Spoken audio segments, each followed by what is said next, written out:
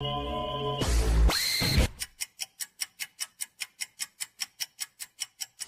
want to go over Weiland notes? Yeah, because if he doesn't get here by 8:20, just tell him to go home. He'll be here. Yeah. I mean, you know, I don't want to spend my whole morning here waiting for him. It's the same story with him every time. And he's late. I know, he can't be on time.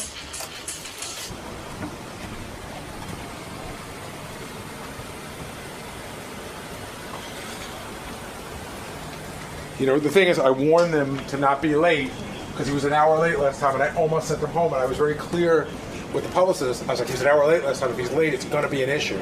And if he's not up here by the time we finish the spot, Howard's going to tell him to fucking go home. It's going to be ugly. Yeah. And I warned him.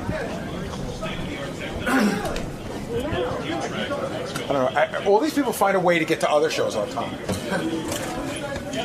Is he ready to go? No, he's not even up yet. I don't want to bother. He joined Velvet Revolver just for the money. He said he was getting high at the time. We got to bring Scott Weiland in, so let's get him in. Come on in, Scott. And where should we be? You can come in with us. Okay. We'll go into the other green room. Okay, great. I'm going to get Scott. Hey, Scott, I'm going to get you signed in right away because we're going to be on in about a minute, if that's okay. Okay. Chris? Author. That means I write books. He's going to have to sign in. Scott Weiland has written a book about his life. You might say, hey, Scott, you're too young. Does he remember it? I don't know.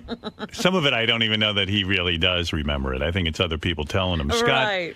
Scott, of course, is a founding member of one of the greatest bands ever, Stone Temple Pilots. There he Also is. in Look at Velvet him. Revolver. There he is. Still going strong. Was in Velvet Revolver. 3 hours of sleep. What'd you say, Robin? I said he was in Velvet Revolver. Yeah. He's not anymore. No, he got rid of those guys. That didn't work out well. Hey, man. There's many things that I know that you do not. Well, go ahead and tell me some of them because I'd like to know something.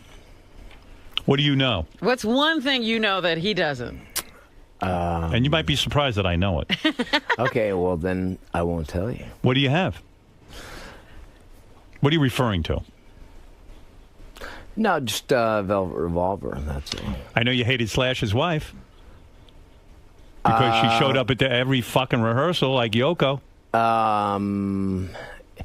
Actually, what happened was it started out that way with Slash's wife, and it really was a problem with everyone in the band. And then by the time that the band, the last 6 months, everybody's wife was fucking pain in the ass involved in the band. How does that happen, That's man? great. I love that. That's so not cool. But it never has happened in STP. I have Absolutely not. never experienced that ever. And you know why? Well, here's what I do know. Velvet. First of all, Slash was like you worshipped him when you first went into the band. I mean, he was one of your. I still do. I think he. I mean, I think he's a great person. We all have our deficiencies. Sure. And, Hasn't he divorced that wife now? That's like their private stuff. Yeah. But they're not divorced. They're not divorced, but are they together? I don't know the ins and outs of it. All I know is I heard that there was going to be a divorce, and then you heard they were together. Yeah. You know what's weird with rock and roll? It's almost like any behavior you want, you can kind of almost get away with it. I mean, there are no rules. There's no rules. Everyone can be sort of out of their mind. No, that I think that was more the case, like when like in the 90s, when bands actually made it, by the grassroots sort of way, and if you're into indie bands, you actually got the single in the mail. Do you still love music? I mean, do you still love making music, or are you just so fucking burnt out? I love making music. I love love writing. I love recording and producing. And why do you think it's not enough for you, though? I mean, is the downtime so boring? What I don't like is the fact that in rock and roll, nobody buys records anymore. That's right. I mean, because of the internet. Country music, people still buy records. Yes, that's true. Because they're too stupid to work their computers. Well, I mean, yeah. it's just a different culture, you know. Right. Well, it's ruined the record business. You're absolutely right. It's destroyed it, and so I have to be on the road now to maintain my standard of living. Are you broke? No, I'm divorced. So let me understand your finances before I get into the book. You've written a new book. Yeah, and it's fascinating. But Scott, here's what I want to know. I'm much more cash poor than I was. You've made how much? Do you ever sit down and estimate how much money you personally have brought in? I don't mean STP. I mean you as a performer. Yeah. How much money you think you've earned in your time? I tried to figure that out one time, and $30 million. It was somewhere around $30 million. Yeah. How much of the $30 million? Now you've been married twice. Yeah. You just got divorced recently. My first marriage, there was no prenup. So she wiped you clean. Yeah. 50-50, right down the middle. Yep. Was that while you were in STP? Yes. So she even probably got a portion of your money that you made post-divorce. Yeah. Right. Publishing everything. She didn't take as much as she could. She didn't take that. No. Okay. But we had a house in San Marino that was gone. Just a dream home. Yeah. Gone. Does she still live there? No. Okay. She actually is a wonderful person. I'm very good friends with her brother. Mm-hmm. Still, he lives in Northern California now. He couldn't live in L.A. But she has more money than you do. Yeah, she ended up marrying a friend of hers from a childhood friend. But probably who makes more money than I do. He's a banker. But she probably took out of the marriage. I don't know how much she got at the time that she divorced you. But I'm saying she probably held on to her money, whereas you, because of your drug history and everything else, you probably blew through it. Then marry your second wife. You had to pay her off. I mean, that's a recent divorce. Yeah. The drugs. Have you ever calculated how much money you've spent on drugs in your life? It's not the drugs that cost the money. It's the rehabs. Yeah. You know. What do they charge for rehab? A good rehab. At the time when the economy was really rolling. Yeah. It got up to $90,000 a month. Jesus Christ! And you would go away for 5 months. That was the time that I kicked heroin. Right. Yeah.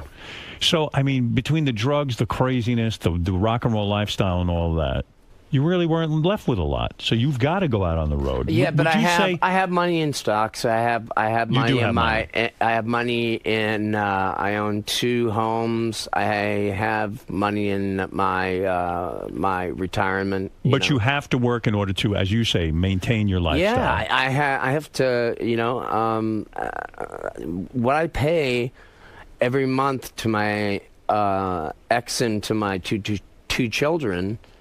It's a fortune. It's staggering, right? Unbelievable. What do you have to pay? What's your nut? What do you have to come up with?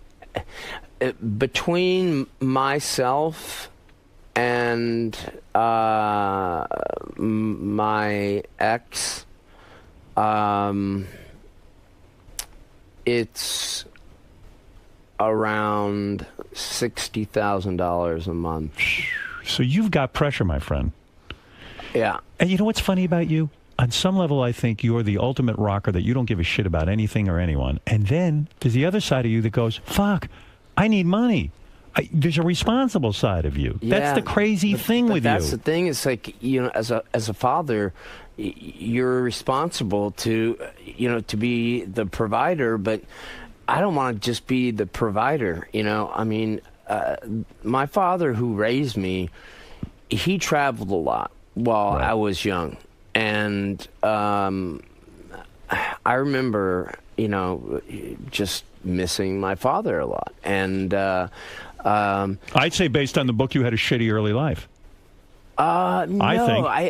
there were parts of it that were really shitty, and then there were parts of it that were just amazing. I think if I didn't grow up in my early formative years in that wonderful town of Chagrin Falls, that it would have been a very But there was a lot of life. But there was a lot of sadness. Yeah, there you was. even described you got your brother into drugs, right? And your brother died of an OD. Oh. No. He died of. We thought that it was an OD, right. and by the time we got the autopsy, we found out it was cardiomyopathy. And then you had another brother, and he was killed, right, by a car accident. My stepbrother Craig, who my natural father, he married Martha, Right. my stepmom, and it was right before his birthday, and I was getting ready to go out there, and I got a phone call, and my mom just screamed out the door while I was coming home from school, and at the end of the driveway, Scott, you have a phone call. You have to pick up the phone. You got a phone call. It's your father, and or Kent, as she would call him, and it was unbelievable. He would ride wheelies, first of all. This is your brother? Yeah, I mean, literally. What was on the phone call? That your brother was dead? Well, not dead yet. That there was a massive hematoma in his head. He got hit by a car? Yeah. Riding his bike? He looked one way and saw one car, but it blocked the view of the other car coming the other direction. Right. He pulled the wheelie to right across the street, and boom. Got hit. Yeah. It's a lot of sadness, right, man? Yeah. You think that's what the whole drug thing was? Shitty relationship with your father, divorce, your parents go at each other. Maybe that was it. You just couldn't fucking take it. And maybe music was your only salvation, in a sense. You know what? I think that this is kind of what it is. Everybody has sadness in their lives. And most people... That's a lot of sadness to have. Most people, experiment with, alcohol, marijuana, most people don't experiment with heroin. Right. But a lot... But you say in your new book that you experimented with heroin because you thought it was sort of opening up the creative process for any good rock and roller. Well, I looked at all the great writers, from the Beat generation, the jazz players. They all did it. Yeah, they all did it, and it was like starting to make its resurgence. It's become romanticized with artists. It was at the time, But do you ever notice it all started? It all kind of ended when Kurt died. Yeah, because it always comes to a bad end. Yeah, even back then, there was no happy ending to the story. Aren't you amazed by guys like you talk about drug takers, Keith Richards, that he seems to effortlessly go through it. I mean, he's clean now, but I'm saying like he kind of went through his life. He did drugs, this and that, and he's like, I did it, and then I kicked it, and then it was no big deal. Did you ever see that movie, The Adjustment Bureau? No. You got to watch it. It's an interesting take on like not just one religion, just the idea of a higher power and angels, right? And they're like a corporation, and they sort of just do little minor nudges here or there that like make you take a different track.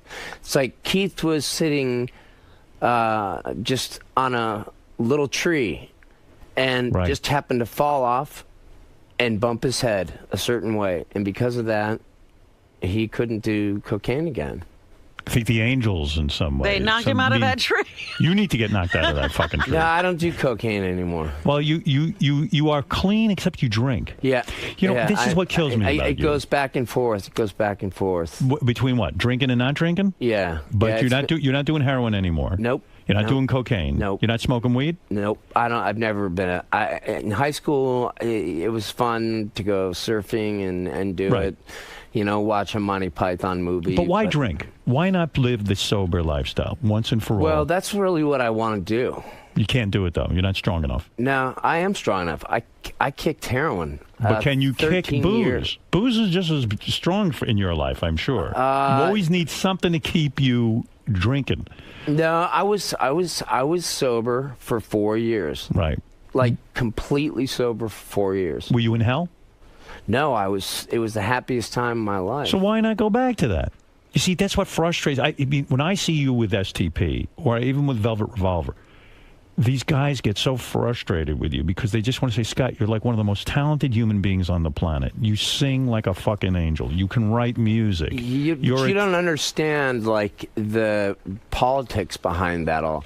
Like, in STP, Dean was a junkie and a crack smoker, too. Right. You know? But he cleaned up. Yeah, and with Velvet Revolver, there was only one person, I'm sure you know who that person is, who stayed clean. Okay. Everybody fell off the wagon. But they get annoyed with you because you're the lead singer. You're the guy they depend on the most. They can get through their fucking set without, you need your voice. You need to have your presence of mind. You've got to remember lyrics. You've got to be the ultimate performer. And they get frustrated with you because they think that you go beyond what they do. Like, they can at least show up. You show up and you're fucked up and stuff like that. And they freak out, these guys. To the point you even describe in the book, you got really pissed off with Velvet Revolver because they said to you, hey, man, you got to go to rehab? You pay us because you're costing us money. And STP, the same thing. They did the same thing. You got really mad at Stone Temple Pilots when you sat there and said to these guys, I got to go to rehab. And they said, well, yeah, well, you're going to cost us money, so you better pay us. Yeah. You got to pay. That fucking did it, right? Because you feel you have an illness and you were going to go get help. And that's saying, hey, don't get help. You pay us. Is that why you were angry and bitter? There's a lot of resentment because of that, yeah. You don't feel they're your real bros or they love you? Because anyone who loved you would have said, you know what, you go to rehab. Don't worry about paying us. We'll figure things out, right? Yeah. That's painful. Yeah, that is. It's shitty. And when you told those guys they were shitty, didn't matter. You feel betrayed. Yeah. Betrayed. But that's what I got from the book. But I always hear this thing about the politics, and the politics is always that they're not clean either.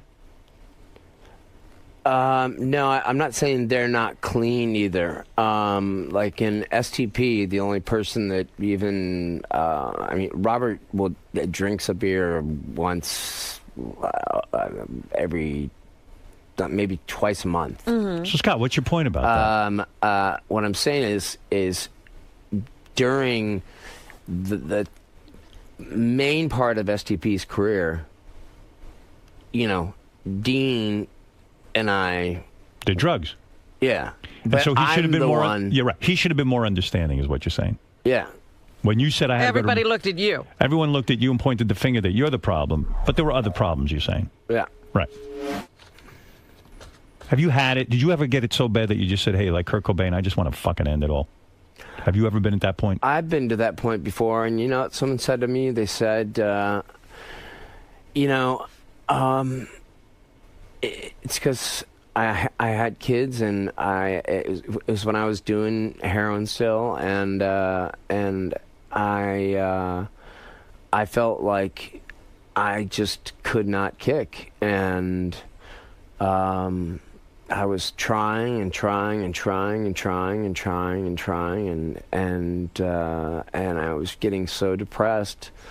I mean, you even describe in the book that your wife picked you up from a 5-month hardcore rehab, and you jumped out of the moving car because she would not take you to score. The second you got out of rehab. No, that was after I got arrested. I spent the night in jail. Right. And I was dope sick.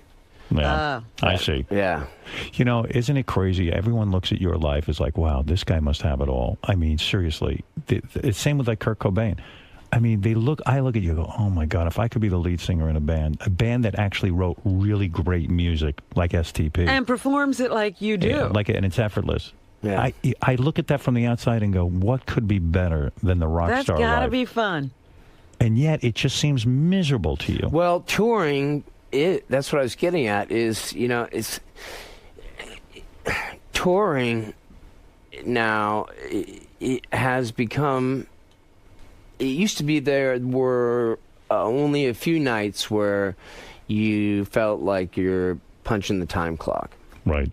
But touring has kind of become a punch the time clock kind of gig, because why? Because we didn't have to tour as much.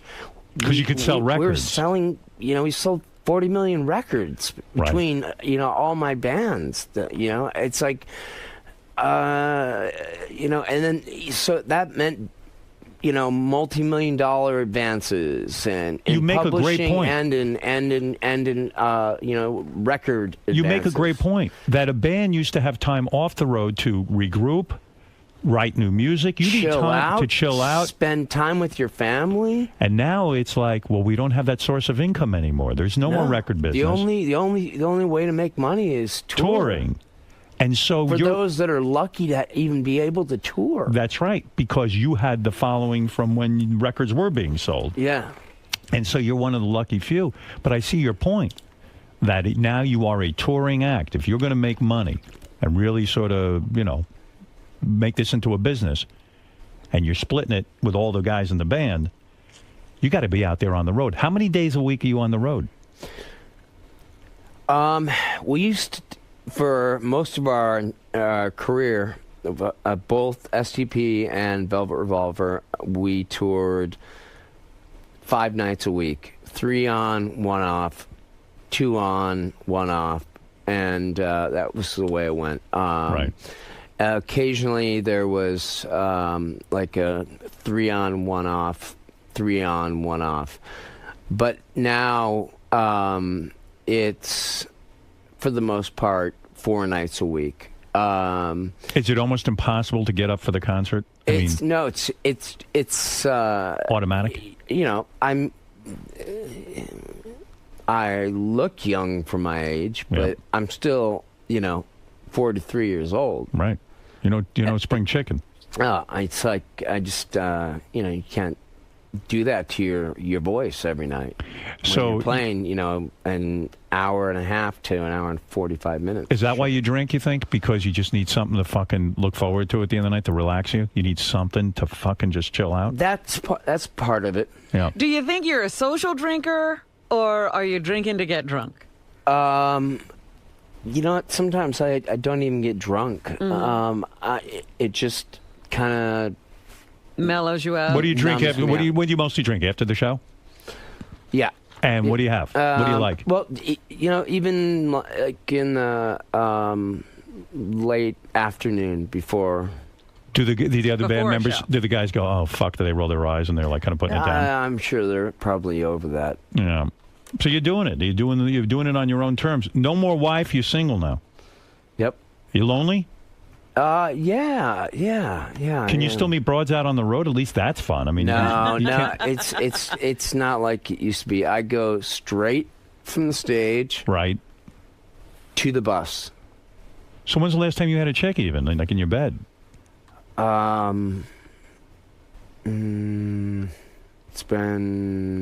It's been quite a while. There's a girl that I have very, very, very strong feelings for. Well, when's the last time you were with her? Because you're on the road, I guess. You don't even see her. Well, last time I was with her was quite a while ago. So you're not even having sex. No. This is fucking Wow, crazy, what man. kind of rock and roll life is this? It ain't what people think, are they? You're depressed, aren't you? I sense You're it. depressing me. Yeah. You know, it's like, there's certain things that are depressing. There's certain things that are great. I mean, I just like this. I wanted to write a book, and I finished the book, while I was touring with, it's like, and while I was making records. I mean, I have a jazz standard Christmas album coming out, Yeah, I heard this about that. year. Yeah. There's like a Diamond Dogs style, covers album that I recorded when I got back from the last tour. Do the rest of the band hate when you do these other projects? Did they hate that you were sort of like putting out a jazz standards this or that, or working on this stuff? They want you working on Stone Temple Pilots. I think they want me to be happy. Right. Are you friends with any of those guys now, or are you just guys just touring together and you just barely get through it? No, we're happy. I mean, there's you talk to them? Not as much as we're not all in the same bus. Yeah, how does that work? Like, you guys are doing the same gigs. How many you go buses? How many 4 buses? buses? Like, you need your own bus because you can't fucking handle it, right? No, it's a, you know what? You need to chill. I can't talk after a show. Right. Do they understand that? I realized that when I would do a show, afterwards there was all this like talking. Right. And that's like when I would really blow my voice out. Right. It's too much. And plus the neurotic sort of component of it, too. Oh, my God, I got to have a voice for the next night. I got to have a voice for the next night. It's a constant worry. It's right. I mean, and they don't have that. I do vocal exercises for 40 minutes every single night. Wouldn't giving up drinking make your voice stronger? Yeah, I'm sure it would, but it's your only joy. No, it's not a joy. It's something that that I really, I really want to give up. Do you smoke? I've always smoked. Yeah, that's the other thing. Yeah, you got to give that up. I mean, because your voice, that voice is your meal ticket. That's the thing. But David Bowie, Mick Jagger, they smoked until they're into their But why do you always 60s. compare? Why do you always look at everyone else? Because we're talking what? about you. I look at the people that are the legends and see and set my parameters based on that. Right. But I want to see you live. You know what I mean? And you've got to. You maybe maybe your constitution is different than David Bowie's or Mick Jagger's. Yeah, you know not everybody lasted as long Mick as Jagger. And Mick didn't have to tour like you did. And Mick never was a big druggie anyway. Right. Do you are you glad that you're at a band and that do you wish sometimes that you just had a normal life where you had just been maybe a guy who worked in a bank or something like that? Do you ever think that like maybe it just would have all been easier, less pressure? I mean, there's moments that I wish I had a different sort of job. Mary has custody of the kids? We have joint custody. How's that work if you're on the road all the time? It's tough, right? Well, it is very hard. If I'm out of the country, how can you see them? Then I can't see them. But when I'm in the country, then they fly out and they can hang with you a little bit. Yeah. That's fucking crazy, huh, man? Yeah, but when I'm home, I see them, between 2.5 and 3 nights a week. No pussy, no drugs, on the road constantly, worrying about your voice. The bandmates isolated from, they just go to the gigs with you. Well, they have their own buses, too. I understand. It's sad in a way, though, isn't it? It all turned out. When you look at how you started out as kids. Yeah. Yeah, but that's different, though. I mean. You ever have any laughs with these guys? I mean, is there ever any fun? Yeah. Because it was all fun at the beginning. Yeah. We have a lot of laughs. So I mean, they're the same old jokes that we laughed at, Right. 15, 20 years ago. Do you think those guys like you? I don't. I think that they're really angry with you. No, I mean, they are angry with you. They are pissed off at you. They want you to be perfect. They want you to be up every night. They want you to be completely drug-free for your entire life. They don't want you to drink. Does he write this in the book? This is what I gather from the book. This is what I gather. Well, like, put it this way. They're... I have to say, Robert on bass rarely makes a mistake. But if Dean hits a clam, or if there's a tempo problem with Eric, yep. It's not the same kind of thing, because they look at themselves like they're musos, like musicians, and like I'm the artsy guy. Right. It's you versus them a lot of times. Is it always going to be that way? No, but it is. I'm sure. I don't know. I mean, do you ever want to wring their necks, Scott? Do you ever want to just say to them, listen to me? Do you ever want to just say to them, dudes? I'm too passive aggressive. But Scott, do you ever want to just say to them, you motherfuckers, I gotta fucking sing. You fucks get to sit there and play your goddamn bass and your drums, and God bless you, you're good at it. But give me a fucking break. I got to deal with the human throat and sing and front this goddamn band. That is the smallest muscle in the human body. That's right. Is that why you always wear a scarf, to protect your throat, to protect your voice? No, I just think it looks cool. You look cool. I got to say, you always did. Scott Weiland's book, Not Dead and Not for Sale, is in stores now.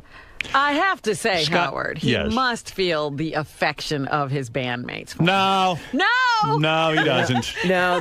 There are times, like, seriously. I mean, Dean and I both share a huge affinity for riding horses. Right. And I'm thinking about buying another horse. And I grew up with horses in Ohio. Did Bowie ride horses? Oh, I don't know. I think Jagger. Did Jagger ride horses? I think. Maybe. Yeah.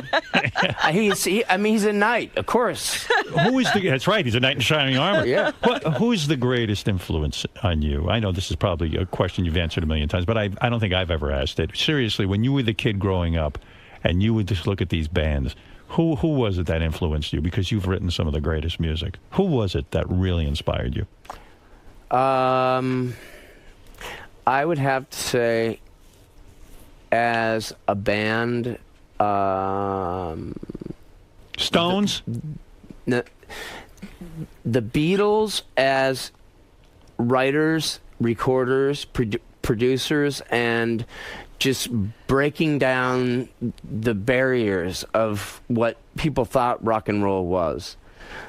The Stones as getting out from under their shadow and becoming the greatest rock and roll band. That's right. A lot of people, ever. That's a very good point. The Stones got out of the shadow of the Beatles, which was almost impossible to do. Most bands could not. Yeah. Because you were always compared. And they became their own thing. Yep. And they were badasses. They were the anti-Beatles. That's right. Yeah. And when was that the first album you bought, a Beatles album? The first album I bought was, or actually, my parents bought for me was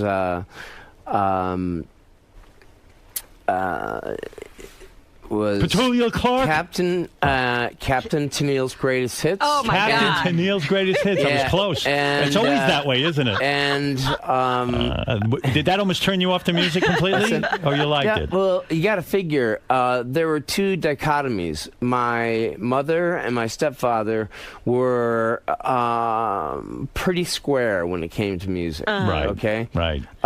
My father, my real father, blood father, and my stepmom were like really hip in the 70s when I was a kid growing up. So you had Captain and Tennille on the one side, and then you had what? What were they buying you? Oh, they were listening to Fleetwood Mac. They were listening to the Doors. They were listening to the Stones and the Beatles. They were listening to Jerry Jeff Walker. They were listening to Merle Haggard. Very hip. So you really love the music over there. Yeah. Yeah. They were the more fun parents. Oh yeah, I mean they had parties, you know. Scott, in the book you bring up a very painful thing that you remembered recently. You know what I'm talking about. You were raped by a dude when you were 12. Yeah. How'd that go down, man? If you don't mind me asking you about that. That's got to be fucking crazy. When did you realize that? In rehab? Yeah. Did you first think that can't have happened? Because why wouldn't I have remembered it all these years? It happens a lot of times that you suppress things like that. I knew that something had happened because I remember the Sunday that sort of led up to it happening, and I got a call. I had a horse at this barn, Taylor's Farm. This old couple that owned a barn, and they only charged $20 a month to keep her horse there. Yeah. And there were 4 other girls like my age and one that was already in high school, and they called me up. They were drinking on a Sunday, and they said, meet us at the barn. We're going to play Spin the Bottle. That sounds reasonable. And I was in like 6th or 7th grade, so I was like 12 years old. Wow. I went there, and we made a fort inside the hayloft, pulled out bales of hay, and then put wood over it, and then hay on top of it. So, and then little clubhouse. Yeah, and you know, we were drinking out of a mason jar, and nothing better than that. And you know, we were all having fun, and like, and then this guy, like, comes in and he starts having sex with this girl, and it in front all of you. A sudden freaked us all out. Was really he an older bad. guy? Yeah, he was a senior in high school, but he was 20 years old. Oh, one of those. A real winner. And he rode on the same bus, because this was a part of Geauga County where it was very rural, and so he fucked a girl right in front of you. Yeah. And then what did he do? Jump on top of you? No. And then on the bus, probably about 3 weeks later, he said, "Hey, why don't you come over to my house, and I'll, you know, play you some new records, and you know, we can shoot my BB gun." Right. And you know, I said, all right. And even though you were kind of skeeved out by him because you'd had sex with the girl and everything, but probably you were honored because he was an older guy who was interested in you and as a friend. I mean, and you know, I went over there, and he raped me. He pulled your pants down, raped you. He made me do things to him. Made you suck him off, and then he pulled your pants. I'm not going to get like graphic about it, but he raped me. And was it violent? Were you fighting? Anal sex, you mean? It was about as hardcore as you could get. Wow. And so when did you remember this? As you were writing the book? I always knew that there was something that had happened. It's awful. And I remember in high school having this question, like, am I gay? Right. Am I? And I didn't know why I had that question. Right. I mean, because I had my first real intense love experience, with my girlfriend in high school, but like, and so it wasn't until, like, I was like around 30 years old that I was in therapy and it came up, and I've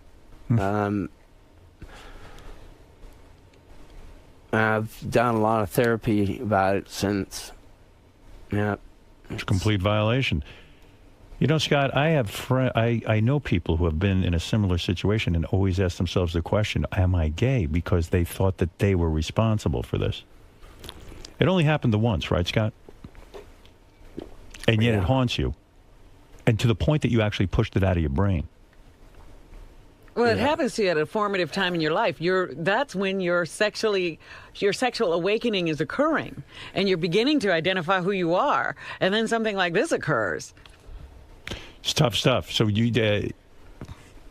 so in a sense, you. I didn't tell my parents. I didn't tell anyone. I didn't tell my parents. I didn't tell anybody. Does that upset you?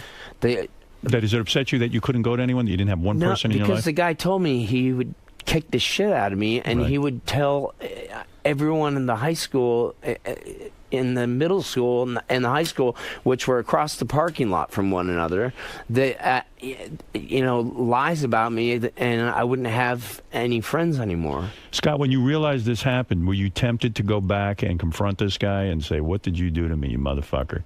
No, because you know what, I don't even know his name. Right. And maybe, do you trust your memory on this? You know it happened, right? Oh yeah, I know exactly. I know every detail of it. And then you go home, and I guess at some point you don't even process it because you're a kid, and you just say, "Fuck it, I'm going to just not think about it." I think it's that conscious, you just go, fuck it, I'm not going to think about it. But you always have that question. You go, gee. Well, you're also trying to protect your family. The people don't realize how complicated it gets, because somebody has threatened you, they've threatened everything about you, and they've maybe even threatened your home life. And so you don't know, you're worried about your own self-perception, you don't know what people will think of you. It gets so complicated for a child that they are sometimes paralyzed into inactivity. Yeah, I mean, the day that I was coming here, there was a certain newscaster on a certain station that wrote a book, and oddly enough, he was talking about the same thing, and it just blows me away. And what scares me so much is that, like, I have my own kids now, and like, I mean, it would, if something ever happened to them, it would just destroy me. And wouldn't you feel like, oh man, how am I going to protect them? And would they be comfortable enough to come to me? Do you warn them? Have you ever warned them? Have you ever sat down and said, there's a lot of predators out there? Yeah, I mean, you don't want to scare them. Mary and I are, we co-parent together. When we have serious discussions, we talk together about things with them. And we let them know. I mean, we eased into it as they got older. Yeah. Do you miss Mary? I miss having our family, and I do miss her. I mean, there's times that I do miss her. You say in the book you could have saved the marriage if she would have gone into marriage therapy with you, but she wasn't willing to do it, right? Yeah, she wasn't willing to do it. Why? Why? She said, you know what? We went to marriage therapy before we even got married. Right. Like, I had this idea that if we went to if we went to therapy, like when we first moved in together, right? You know, we had already been like a couple on and off, you know, like, but once Janina like split from me, Mary and I were like a magnet together, right? And moved in together, and I had this idea that, you know, if we go to therapy, maybe we can like work out things that might happen down the road, and then they won't happen. They'll, you know, it's like time travel, like, and be able to deal with it. But it didn't work. Were you ever able to talk to her about the rape, or you never even were able to talk to your wife about it? You were? Yeah, she knows about it. It's a fucking incredible book, an incredible life, man, and it's a really honest look at his life with all the ups and downs. And I think people will really enjoy the book, Scott. I'm sure it took you a long time to write it and really put a lot of thought into it. It seems that way to me. Yeah. And, you know, and you're pretty damn honest. You talk about introducing Mary to heroin and stuff. I mean, that ain't an easy thing to admit to. No, I mean, you know, she was against it. And then, you know, one night I was doing it. She said she kind of gave up and just wanted to feel what it was that I was like so drawn to. Right. The thing was that I never saw anybody go from 0 to 60 in such a quick period of time. I mean, within a month. I mean, she was at my level. What a scene. Yeah. All right. Hey, listen, Scott. It's I could talk to you for a couple hours, but I won't hold you here any longer. But Scott's book, Not Dead and Not for Sale. Yep. One thing I want to put across is that, you know, I am very grateful about having a musical career, an artistic career, you know, to be able to do things like, you know, write songs and perform. I just wish that I didn't have to perform as much. I got it. I wish you've explained it better than anyone I've ever heard explain it. You know, I wish I had time to write more books. And write more songs. And paint more. And, you know, do other artistic endeavors, you know. I understand it now. The way you explain it makes sense. With the record companies going belly up and the fact that you can't make money as a recording artist, you don't have that time to sort of percolate and let that songwriting thing happen. And you're on the road being a musician 24/7. Yeah. I get it. And you got to come up with $60,000 a month. That's the fucking bottom line. Yeah. You got to do it. You're a dad. Shit. You got any heroin? Stop No. No. All right. Listen, it's been a long time. I get it, brother. All right, Scott Weiland of the great band Stone Temple Pilots. He's got the book out. Go get it. Hey, Scott. Hey, how you doing? Good, man. How are you? Good. Heavy stuff in there. Yeah. What's this? Howard has his own news department, and that's a digital recorder. Oh, really? So what am I supposed to do with it? Well, I'll hold it. So I'll tape you, and so will Greg. Oh, okay. No worries. Scott, that's a lot of heavy stuff in your book that came up. Yeah. Does that conjure up a lot of things? You know, I know you took the time to write everything and remember everything, but the way Howard goes through, you know, all the painful stuff. Every time I talk about that, I mean, whether it's with my mom or my ex or my psychiatrist, it is a heavy situation.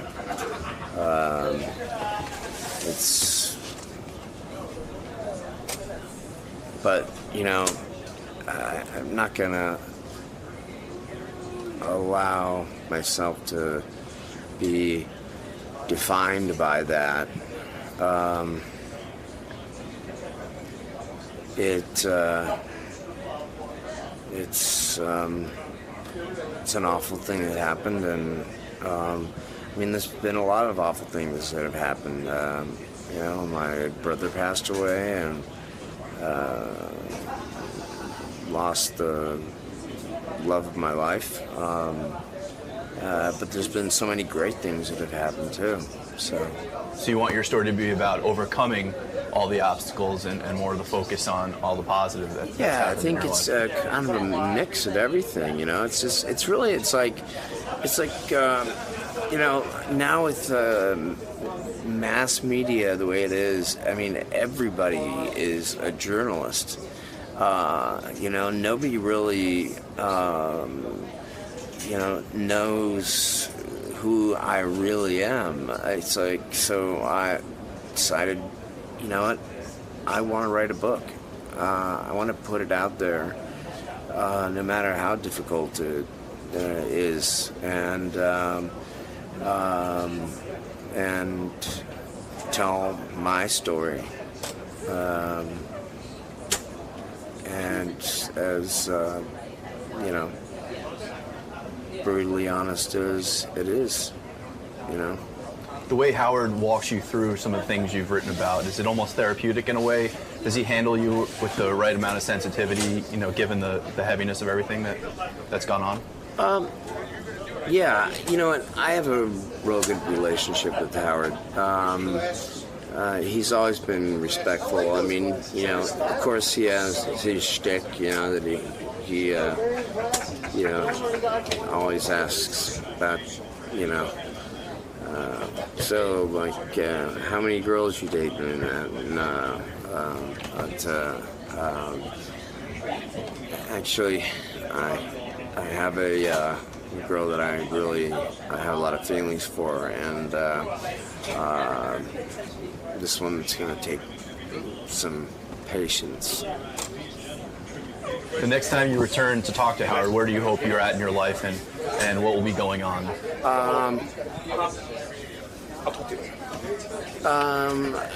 I would like to definitely would like to be not drinking anymore.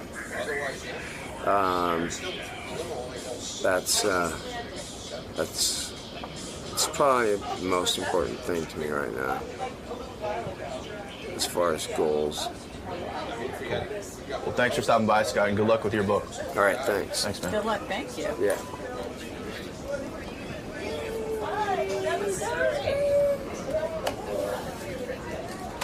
Good stuff, right?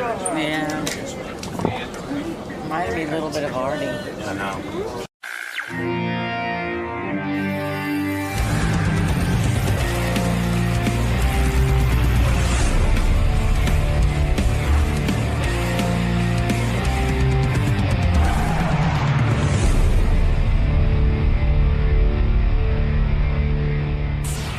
There's several layers to what I'm about to tell you. So, the Shuley, you know, comedy show continues on the road. Scott can't make it to Arizona and Chicago. And I said, why not? Shuley goes, you'll have to ask him. I have no idea. Like, I don't know why Scott can't make it. So, Shuley went to JD and said, you know, do you want to fill in? And he goes, we're going to have to renegotiate. And Shuley's like, renegotiate? You're on stage for 4 minutes. He goes, you know that comic that you introduced that got 3 standing ovations? You made 10 times more than him. You know what, Scott and JD, I think they all think it's fun to go out and do these things. And then they realize it's work, and then they're like, oh. But he did say, but Shuley did say that it was really weird because JD, the one thing he wanted to know, like way in advance, was what hotel they were staying in. Meaning he had it set up with that girl. Oh, you know what I mean? Yeah, he had dreams. Hey, Lisa G is here. I haven't spoken to her in like ages. Lisa G, come on in and tell us what's happening in the Howard 100 newsroom. Lisa Glassberg takes There's shit. Lisa. Hello there. Came in laughing. Having a good time. All right. Wearing this jacket, you start to sweat after 10 minutes. Right. Go ahead, Lisa. What do you have for us from the Howard 100 newsroom? All right, so where do Ralph Cirella's allegiances lay? The issue came up. Lie. That's what I thought, but Go ahead. I think grammatically it may be lay. Evidently, don't pay attention to my grammar. But go ahead. The issue came up after Ralph told you he was too sick to fly to San Francisco for America's Got Talent Is late that last true? week. But Now, here was the thing. I wanted to bring Ralph with me. Yeah. You know, we discussed it. He called me up, and he did the right thing. He says to me, hey, you know, you could hear it. He could hardly talk. I said, I don't want to be around anyone who's got a cold. I don't want to be around anybody, quite frankly. The less people on that plane, because the plane circulates air. I don't know what the fuck anyone's got, and sometimes people don't know what they got. Right. I'm looking to stay healthy for this stupid gig I'm doing. So he called me up. He's got no voice. He goes, you still want me to come? There's something going around because Yeah. a lot of people have had it. Right. So I said no, and thank you for calling me and making me aware that you're not feeling well. I didn't really need him to come. He had already put together the outfit and all that, and it's not all that complicated. So what are you saying, Lisa? well, he showed up Friday to host Geek Time. Yeah. Well, that's fine. He would have come with me. He said, I'll come. He says, I just know you're paranoid about germs and stuff. And I said, thank you. Don't come. Wasn't a matter of loyalty. Did he look sick? I didn't see him. I was away. He was sick. Believe me. He was sick. And quite frankly, it was fine. Even like I'm going to St. Louis, I said, I don't need anyone going with me. I don't need a babysitter. You're not taking Tony? No, Tony, I need it. I fucking hair of mine. I don't know how to do it. I'm going out tonight. I need fucking help with my hair all the time. Tony always goes with me. Yeah. Tony takes care of it, and that's it. My hair, I don't know. It needs its own person. I know. I was actually contemplating like getting a manly haircut, Something that doesn't require styling? Yeah, because Like what? I mean, you know, like a man. What do you mean? Something short and spiky? like what men do. I'm the only guy walking around with a bouffant. Every other guy walks around with like a normal haircut. You know what I mean? But I don't have the balls to do it. I've always had long hair. And I've cut it about as short as I'll cut it. Yeah, it's even shorter now. Yeah. That's about it for me. This is the length. Ralph thinks I should grow it a little longer. He thinks it's a little too short since it doesn't hide enough. Hide? Yeah. You know, hide aspects of my face. That's what I use my hair for. Let's be honest. If I put enough of it in my face, you can't really. It's a mystery. You're kind of like, hey, he doesn't look so bad. That's always been my move. That was Joey Ramone's move. I look like him. Joey always had hair hanging in front of his face. You do not look like Joey Ramone. I don't know. Do you have nice ears? I've never seen those. I have nice ears. Yeah. People I have stuff that's nice that you don't need to be nice. I have like probably the prettiest feet a man's ever had. Yeah. I have gorgeous ears. Like all this shit you don't care about. Like I'd rather be a super hot guy who looks like Brad Pitt and have like the ugliest, feet. And ears. And like deformed feet. My feet are Brad Pitt, which is so weird. It's just so, it's like the worst joke, practical joke anyone can play on you to have beautiful feet. And like I'll be hanging out with girls and go, oh yeah, you have really pretty feet. And I'm like, yeah. So now you're going to sleep with me? No. Every woman I've interviewed about you says you have gorgeous feet. Yeah. Feet. They're beautiful. He could have been a foot model. Yeah. Like my feet are so hot. I could be a supermodel of feet. I could be a professional foot model. Like, you ever see like a soap, like the guy's in the shower and he's soaping up? Like, they would cut to my feet. Right. And and by the way, that's nice. Women look at stuff like that when if they see a guy with gnarly feet, they don't want to be with him. But right, because it sort of indicates a hygiene situation. But it's just. I'd rather have like chimpanzee feet, like literally, like chimpanzee, another species, like another species, and look like Brad Pitt. Maybe Brad Pitt does have chimpanzee feet. Right. You hope, but it's really funny how watching the Oscars. Yeah. It was almost embarrassing because it's like they are performing. The whole show is just for George Clooney and Brad Pitt. Yeah, because what does the camera go to? George Clooney and Brad Pitt. Every time you need a reaction. Those guys are like kings. Brad, George, George. The rest of the people aren't even there. Yeah, and if you just date George Clooney, like Stacy Keibler now. Camera. Stacy Keibler is considered the princess of America. Everybody knows her. Everybody defers to her. Yeah. And her fees doubled. Yeah. She gets something like $25,000 or something to appear anywhere. Wow. Said that in the paper. Like she used to get like $5,000 or something, or 10. Yeah, now you have to get in line. I was at the Beverly Hills Hotel. I saw her holding a power meeting at a table, like literally like with people just having business proposals. Oh my goodness! Yeah. I want to go out with George. Well, Clooney. I hope she strikes gold before he dumps her. Well, maybe he's in love. Maybe this time he won't. Yeah, right. Oh, you guys! Don't you believe in love? Not with George Clooney. And Brad. Yeah. I mean, like before dating George Clooney, she was actually hosting Ronnie's block party. She was filling in for Ronnie. Did you hear about the whole Ronnie's block party thing? No. You know, Ronnie's block party, Scott and Ronnie go out, and then they go out with all these comedians like Shuley and stuff. And you know, Shuley's got a real act; he's a real comedian, and these other guys are real comedians.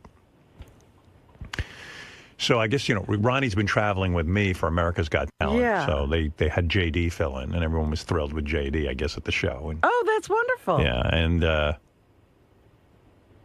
and Scott the engineer, I guess, has been going, but they have 2 big dates coming up, one in like Arizona and another one far away. I think Scott's like bailing out on it because it's too far for him, and everyone thinks he's doing a negotiating ploy. Oh, no, he wants more money? Yeah, he was like, I think I need a lot more money. Because I think he figured out when he goes far away. West of the Mississippi, my fees doubled. And like no one is looking. I mean, who's Scott? First of all, JD could so easily replace Scott, because if you have a choice between Ronnie's block party and seeing JD or Scott, don't you want a JD?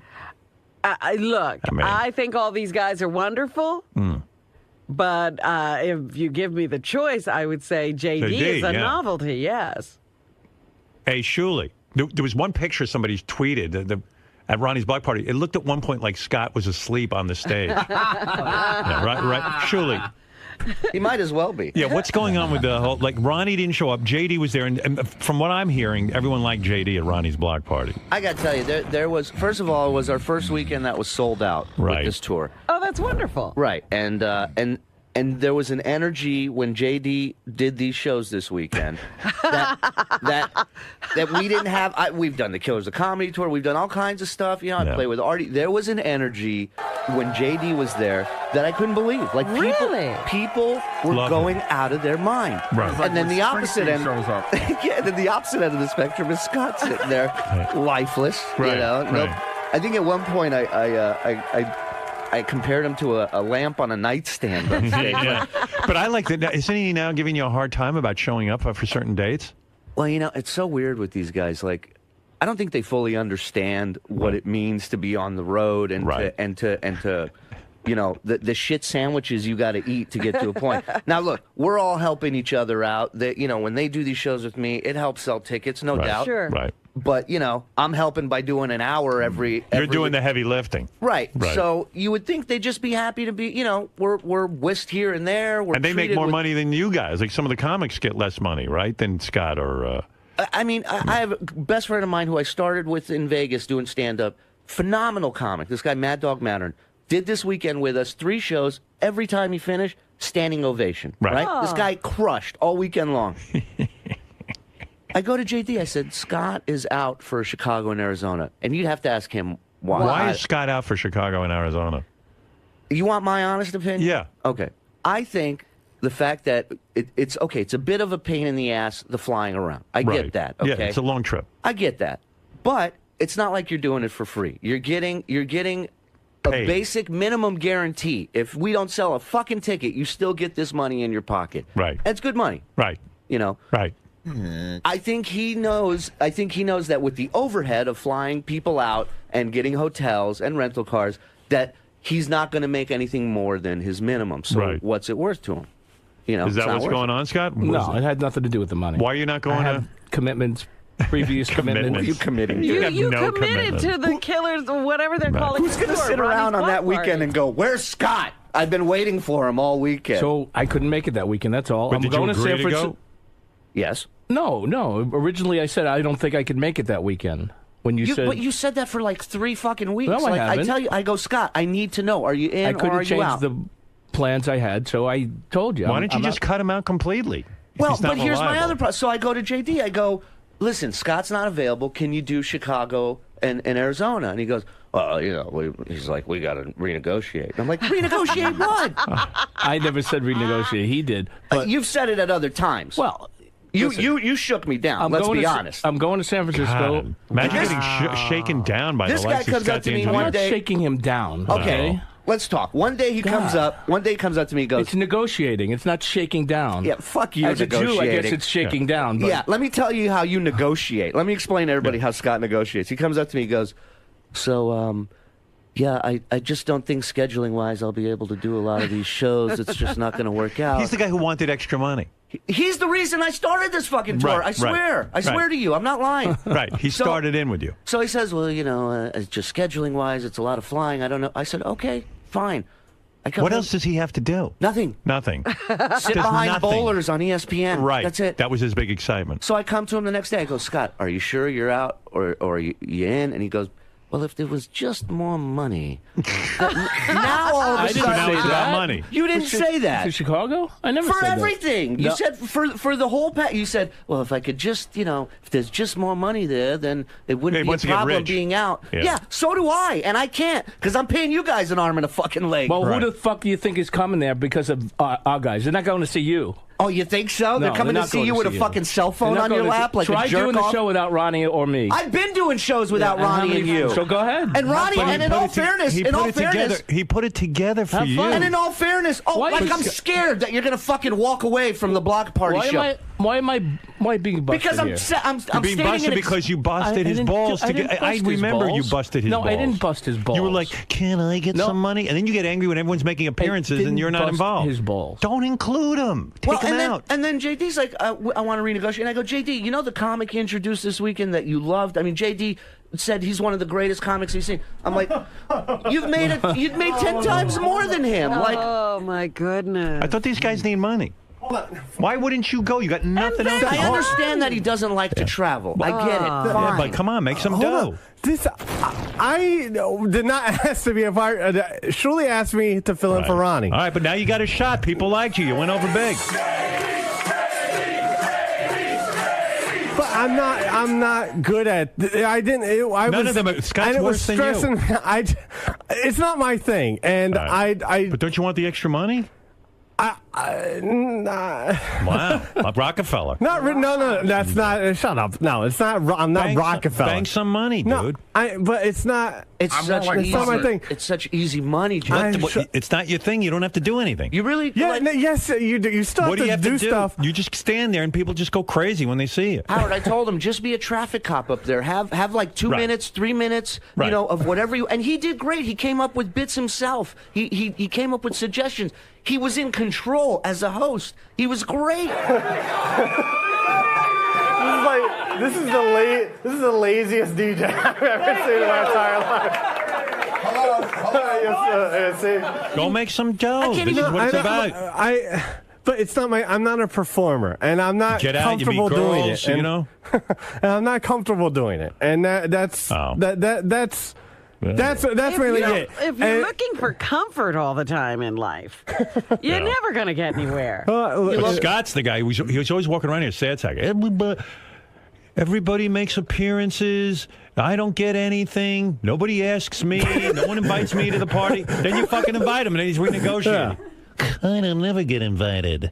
I'm just like, what's going on? Like, why? So get away from these guys. I took a Greyhound bus one New Year's from Vegas to Colorado to do a fucking $100 show. So when he starts complaining that I'm never included, say, fuck you, I'm not including you in anything. You know what? Take him off the bill. At this point, it's like I have myself, John Toll, Mad Dog, and the three of us amazing comics. Ronnie could be the only one who could pull diva shit right now, and I would understand it. He's got TV deals, he's got, cologne deals, whatever he's got.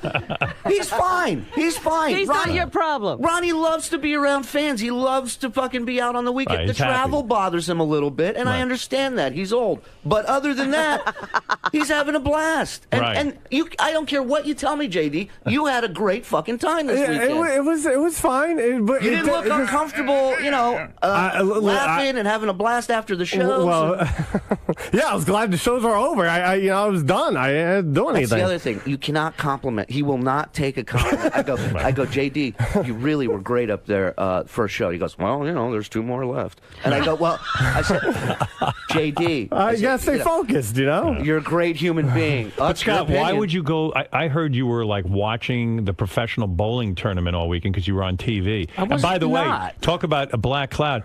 Every bowler that bowled on the lane where Scott was behind him lost. Oh, wow. Well, do you know that? There was only 3 bowlers with me. I mean, yeah, but every bowler, one of the guys finished like in the top 20. Every bowler on TV that you were sitting behind lost. No, well, the guy won. Obviously, one of them had to win. There you are. The best is the guy sitting behind Scott. He won. Pete Weber won. I don't know. So how can you make a statement like that? Someone told me they heard that whenever a bowler came up in front of you. Yes, it is. Obviously. Pete Weber sat on the other side whenever he wasn't bowling. Right. All the other bowlers sat right in front of you. Oh, you're talking about sitting in front of me. Yeah. Well, there was a lot of people around me. I mean, I wasn't the only one there. You think somebody else has your black cloud? Nobody has. That's Someone told me you were yelling at the snack bar server. I heard about you got that. into an altercation. This isn't a real taco. Right. What were you fighting about? I wasn't fighting. I just went in there with plenty of time, I thought, to eat dinner before I had to be at a meeting. There's always a problem with his Every time. So I ordered a hamburger, which was supposed to be quick, and 20 minutes later, it still wasn't ready. And I went up politely, and I handed him my receipt. I said, do you know when this order is coming out? And he said a few minutes, and then I kept waiting and waiting, and finally I went up to him and said, do you have any idea when this order is coming out? I have to go to a meeting. Yeah. I got a little. I wasn't fighting. I have a meeting with the 8th grade. Yeah, I had to be at a meeting. What meeting? Who did you have? The PBA. They need you to be at roll call before your bowl. I'm having a meeting. Bowl roll call. Push my PBA meeting back 10 minutes. I'm waiting for my snacks. Hold the meeting. I need a burger. This poor fucking kid's working at a snack bar in a bowling alley. I wasn't a kid. Please, my meeting. Even more pathetic. I wasn't a kid, and you're yelling at him about a burger. I wasn't a kid.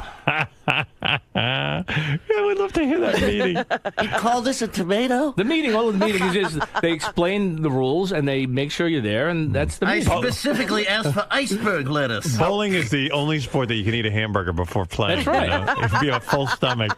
I like how they have to explain. I needed some protein. Yeah. I like that they have to explain the rules of bowling to these guys. These only hasn't been bowling what enough. What the fuck has changed? We had a meeting about the rules. Okay, there's still 10 pins, right? Very nice. Any other rules? They're not thinking of taking away a pin, are they? I'm late for my rule meeting. Is it true you lost to like a 13-year-old? Well, there was a few 14 and 15-year-olds there. But they bowled like they were 20. Damn kids. I have to get ready for my big bowling match against a 13-year-old. But I took out the fetus. Played four Scott versus a fetus. I didn't bowl with him directly. He was in the tournament, though. JD, you should go do these gigs, dude. I don't know what they're paying you, but according to Shuli, it was a very good money. You don't need money. No, listen, it's not. Get out of that shithole you're living in. How many of these dates could you book a year? Like maybe 6 or 7 for him, right? You want to hear something? I got a guy who contacted me who wants to book a weekend in 2013 in Montego Bay in Jamaica. Oh, my goodness. What does it pay? A Ronnie Mund. Is there dinner? A Ronnie Mund weekend in Jamaica. Oh, my God. Wants to do. Wow. A whole inclusive thing for fans to come out for all 3 days. Yeah. And this is the phone calls I get day and night. Like, this thing is running on all cylinders right now. So why wouldn't JD get in on this? It's not my thing. But you know what? Sitting here ain't my thing, but they pay me. Well, I'm sorry. I would like to be anywhere else. It's called a job. It's not supposed to be comfortable. But I have a job. This is my job. But JD, I could understand if you did this weekend and you sucked and it was fucking terrible and you bombed. Well, you know what? Don't convince him. You didn't do any of those. You were really good, and he came out to standing ovations. You mean all he has to do is stand there? Let me understand the job. He goes, right. Hi, everybody. I'm JD Hammer. Hey, by the way, we just got here in Baltimore, and I got to tell you, man, we're having a great time. And tonight we're gonna have Shuli and this other idiot and this other douchebag, and we're gonna entertain you. And it's gonna be great fun. Any questions for anybody? Hey JD, why are you such a fucking dick? Hey, whatever. Okay, here's Shuli. That's it. That's it. Oh my God. That's it. Whatever. That's too much. Yeah, you actually. I did too much work. You actually did a lot more. Right. But JD opened the show, and then he opened the show by. What did you say when you opened the show? Let me hear what you did. You know how Were you there? Go ahead. LL Cool J read a prayer, did a prayer for Whitney Houston before the Grammy, so that's what I did. The LL Cool J Whitney Houston prayer to open the show. To open the show. And I thought it was really smart and funny. And then he has a joke about Scott right after the What did you say about Scott? Will Murray gave me this joke. He said, how is Whitney Houston dead and Scott Salem still alive? The most important question, actually, is how is Whitney Houston dead and Scott Salem still alive?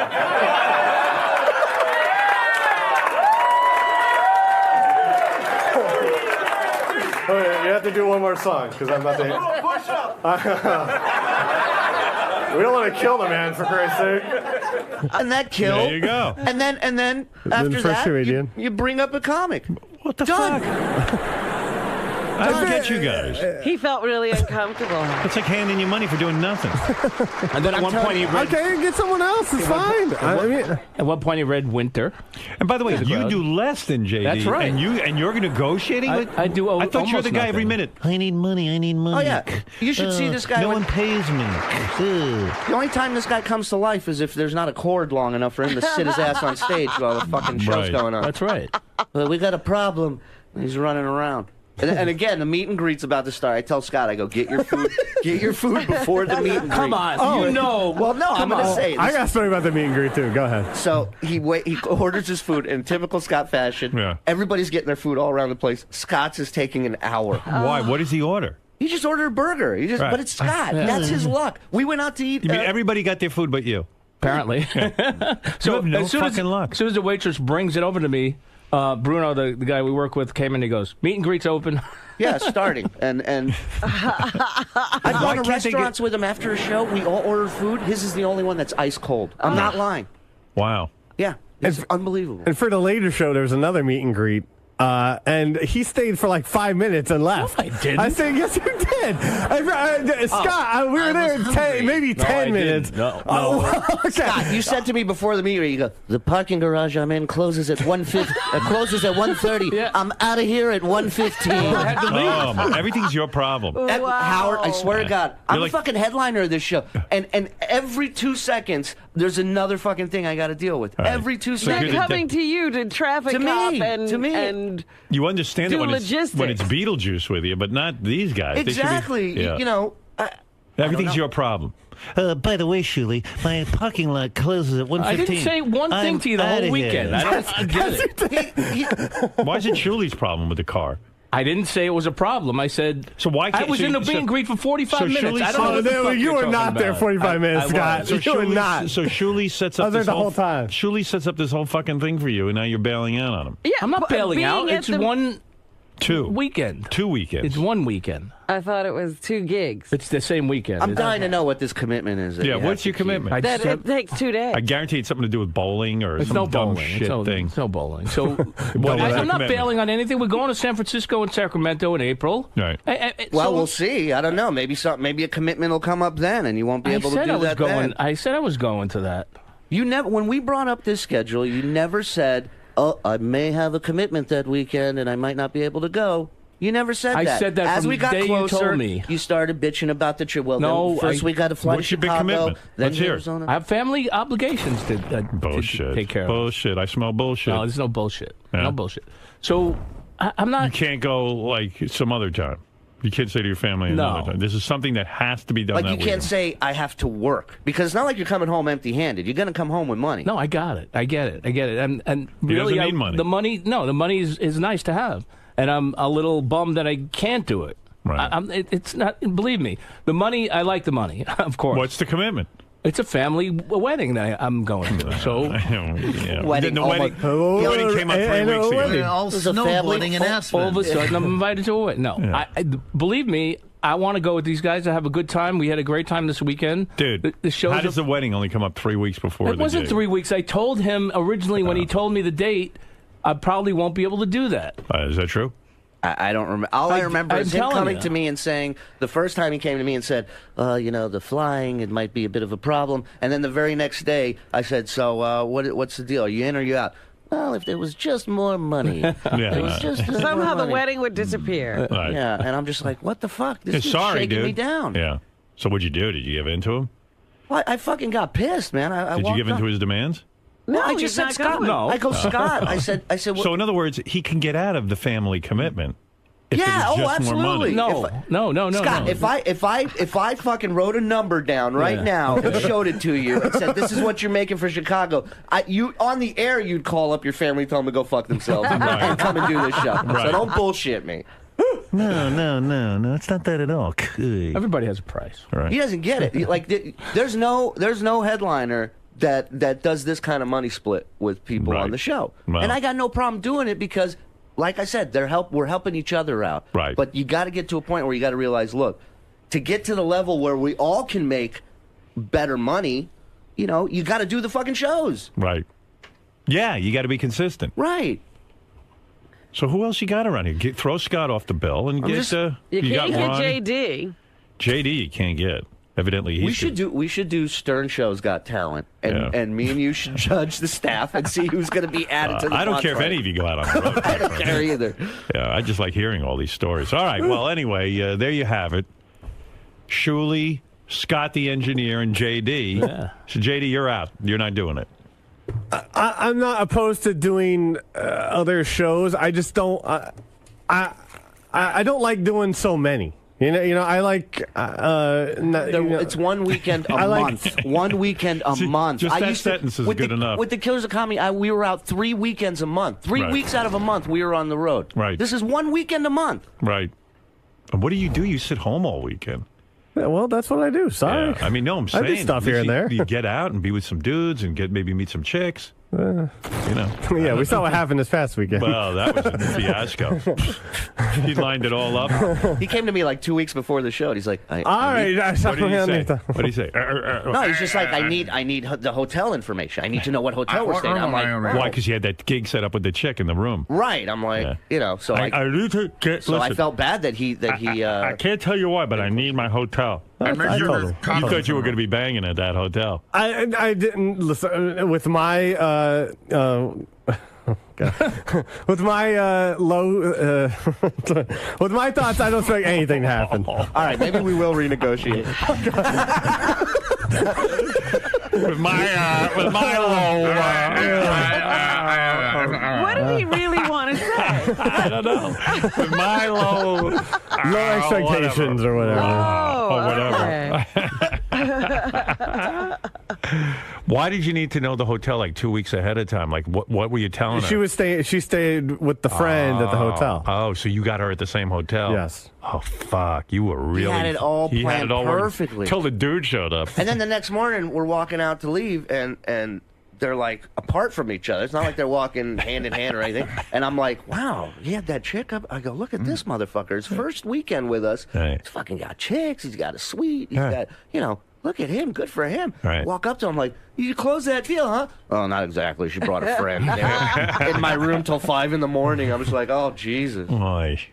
Oh, poor guy. No, and every minute he was like, what? He didn't care about anything. He got into a panic. How many steps away from my room? How far is the hotel from where she is? Could you make it like an adjacent room where you have a little door passes through? Silly, what room am I in? I got to tell her immediately. Is that room service? You had it all fucking lined up, dude. He did, man. He was so excited. See, now that's why he's not willing That's and right. I guarantee anxious you. to do other gigs. Dude. This one worked out badly for him. I guarantee you. That has nothing to do with Dude, that. you could get something lined up. No, I know. Your side's quite that high. Was the chick really hot? She was, she was really hot. Yeah. Yeah, listen, I know. I'm not a performer. I'm not Was she a comfortable. 10? She's up there. Oh yeah, she was. Yeah. She was like between 8 to 10, no doubt. So why don't you get a 6 and with a slam dunk? That's not what happened. I don't know. Yeah. Like I was on stage. And Bring a 10 to the hotel. Bring a 6. Have a good weekend. Well, I guarantee you come to Chicago, Arizona, I'll have fucking a total of 28 for you. How about that? That's right. You'll get a 28. Yeah, 2 10s Could be and 50 an 8. How of them. about that? Yeah. I don't know. Schuler, what hotel am I in?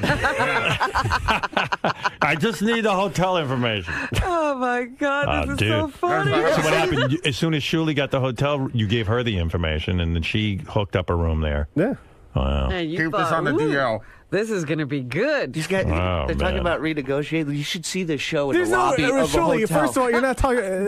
Go ahead. What? I'm sorry. What? No, he's What? talking about renegotiation. I'm like, That's the word you used, though. I'm fucking around when I said renegotiating. Okay. You whatever. said you don't like to travel, you don't like to there's leave your that- house, and if you're going to do that, then you want to renegotiate. No, I said I to travel. Forget it. I give up. I give up You talking. give up? Can I go, You give up please? talking? You can't give up on talking. Give up Then I talking. really can't use you on the show. I give up talking. You can't give. Don't give up on talking, I JD. talked way too much today. What was the question? Nothing. He said he never used the word renegotiate. But everything else I said I was accurate about. Right. So I take it back. It's breaking my heart that you had to get like you were bugging Shuli for the hotel. I wasn't bugging him. I just asked, you know. And then he got the chick lined up at the hotel. He wasn't a pain in the ass like this guy. Like every 2 seconds. Scott, the engineer. Oh, I'm like, so we're gonna do. anything. I go, we're gonna do this weekend in Chicago, in Seattle, and Portland. Like this is 3 months away. I tell him. And 2 weeks later, Scott. So I'm looking online. There's only one flight coming back. I go, Scott. This has nothing to do with you. Right. It has nothing to do. Don't worry. People know when we need to get back. They know when we need to leave. It'll be taken care of. Oh. You know, just the other day. Flights are very cheap right now. If you want to get the tickets, get them now. For Just trying to help out. So fucking annoying. No, that's not annoying. trying to help out. I'm trying to help out. Show up do for the show. date. Yeah. Yeah, do the show. You see, in other words, Shuli has booked this whole thing around you guys. Yeah. Around Scott, mainly. No, That's right. but he's booked this thing, and now it falls on his head when you guys can't show up. It's like all his headache. That's what he's saying. He's saying, hey, we're all in this together. I got Everybody it. wants to make money. You guys got to step up to the plate and take on You some gotta be responsibility. there. Poor fucking guy's going to have a nervous breakdown. Listen. Right, Ronnie Shuli? couldn't- Do I have Ronnie that? had Dude, you have no idea. Ronnie what's had a going commitment on. with you this past weekend that he had to take care of. All right. Okay? Listen, that I comes have first. no problem with You know, Ronnie. and that is the door opening for them all Absolutely. to become Right. Absolutely. a pain in the No, ass. So I'm not- Ronnie's I not going. I'm not going. I don't want to be a pain in the ass. I'll Listen. have commitments too. Right, yeah. Now Scott can't be left out. I like how Scott goes, I don't want to be in pain in the... You know no other way. Let's be honest. The sentence, I don't want to be a pain in the ass, Don't coming out of your say mouth, that. Don't ever is say it impossible. again. He doesn't see it, though. No, he's the last to see it. Right. Every time. I'm not a pain in the ass. Where's my plane ticket? I have to leave the parking garage.